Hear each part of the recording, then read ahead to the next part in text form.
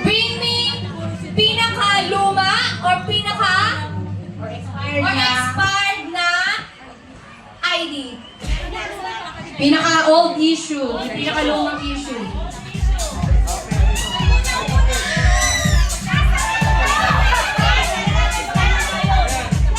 Or expired. Okay lang. Alumaan. Alumaan. Ano yung pinaka-luma? Grabe. Ito po na-issue pa 1980s pa. 2001 to.